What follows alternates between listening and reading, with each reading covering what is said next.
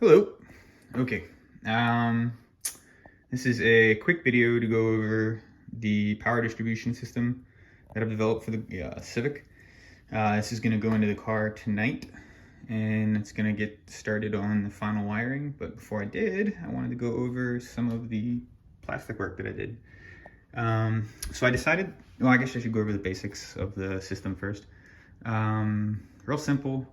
I reused the factory center console, but I loaded the fuse box into it there, as well as the ignition switch. The fuse box is going to do all the lights and everything. It's basically a PDM without any M.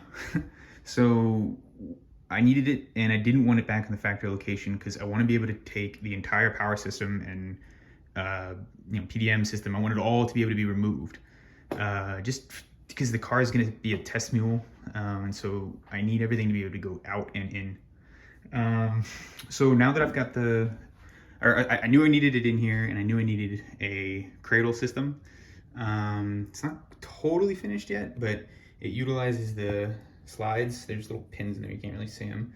And then I have a lock, just using a 6x10 metric bolt.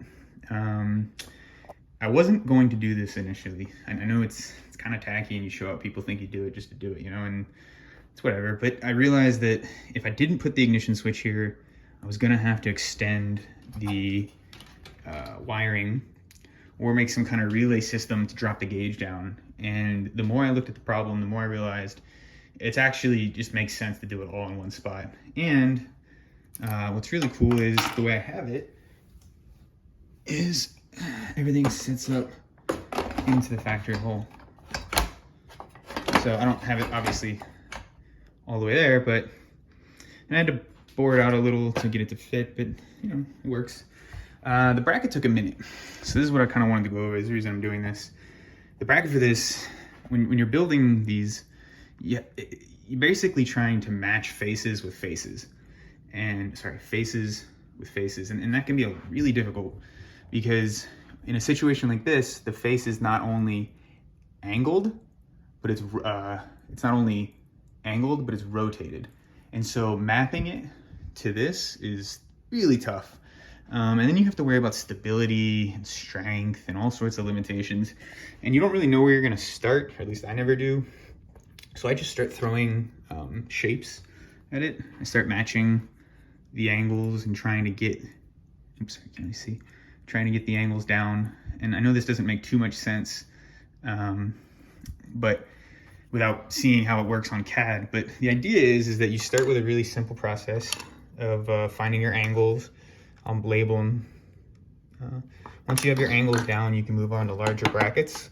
You know at least one of your faces, and you can start the process of trying to map it to the next one. I experimented with a brace, but then I realized about here that the part was actually strong enough and I didn't need to do it. And once I got a really complex structure that was obviously way over engineered, didn't make a whole lot of sense, like this is what you end up with. But what's cool is I still have the faces.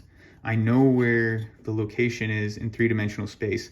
Once I know this, and I know this, or whatever my two spaces are, getting it to a more simple shape is really easy, because then you can just look at it as two individual faces, as opposed to looking at the total complex part, and you just match them.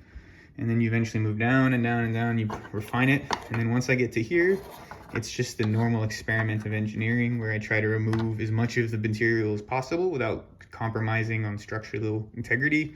And then I'll drop the bosses in for the nuts. These are really easy to make, and they make a nice clean look to your parts. Okay, so that's done. I use Deutsch pin connectors. Get these on Amazon. The thing's not in there, but these are super easy to work with once you get the overpriced tool. But once you get the overpriced tool, it's super easy to work with, super easy to take out. And then I'm gonna do a really basic power distribution system to start. Two of these are position 2, and one of these is position 1. I'm gonna use this, and then these power the connector here, which then connects to this one, and then these go to the harness and to the fuel tech.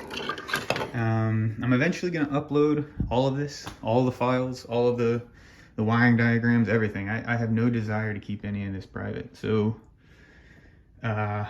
hopefully people see this and you guys have a good one. Quick edit just to go over one obvious glaring thing that I clearly didn't cover. I'm running an auxiliary battery. I'm doing this, you know, I'm sure there's a really good excuse that I could make that's like real scientific, but honestly, I just kind of want to do it. I want to see what running 2 batteries is like. I will say that I have other consumers I'd like to add to the car. And what would be nice is that if this works, I can add these really cheap, like $30, $40 lithium batteries that run at 14.7 volts, and it helps stabilize power at the consumer.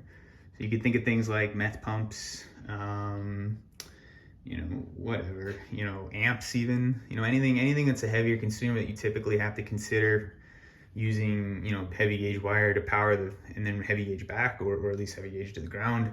I'd like to give this a shot. I've already done it. It's already in the car, and I've already used these 4 car batteries. They're phenomenal batteries. Eventually people are going to catch on to this, and you're going to start seeing them everywhere. I know they have I know you see them at race cars all the time, but for some reason, those ones are really expensive. Even the cheaper ones seem to take the alternator output pretty well. I see very little degradation. Cranking is phenomenal. So I mean, I'd say go for it. Just careful with the newer stuff. Newer vehicles run a sleep system, and these stay hot at 14.7. There's no rest at 12. So if you run this, you need to make sure your car is a little bit older, like pre-2005 probably, where they really started getting into wake cycles, because it can trigger a draw, and that could be a problem. But project cars, you know, ship boxes, or excuse my language. But yeah, those are okay. But yeah, so I have a bracket there. I haven't finished the bracket yet, but it's light. This is about 1/2 pound, so I'm not really concerned about it shifting around. I actually have the fitment almost perfect so that it almost holds itself in there anyway. But yeah, just wanted to go over that. Thank you.